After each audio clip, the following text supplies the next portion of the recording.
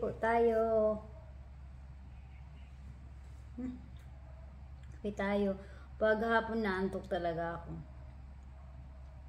Tuwing hapon naantok talaga ako, kaya hindi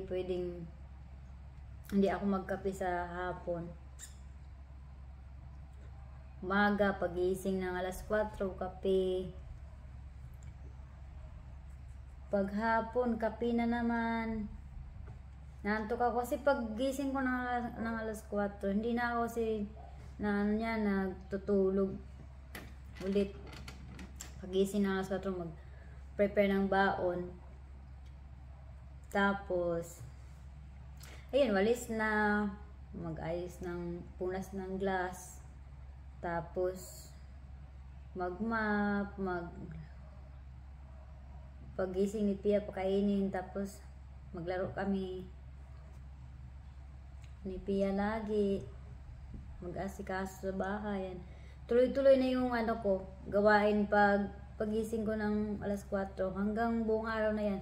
Kaya pag hapon, hindi talaga pwedeng wala akong kape. Naantok talaga ako pag hapon.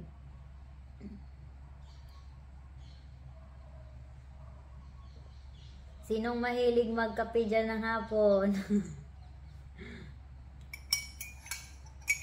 Kape tayo.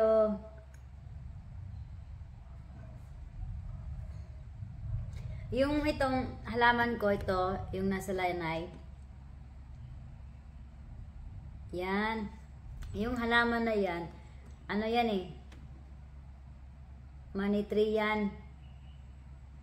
Nilagay ko na tong halaman na to sa sala. Kaso lang, para siyang nag-yellow doon, para siyang mamamatay na yung halaman ko sa sala. Kasi siguro kasi lagi siyang nagagalaw, tapos laging na-electric panan. Kaya, inilipat ko na siya, nilagay ko na lang sa yung halaman ko sa itong money tree sa lanay area. Yan, healthy na siya. Healthy na ulit yung halaman na yan. Happy na siya dyan sa lanay.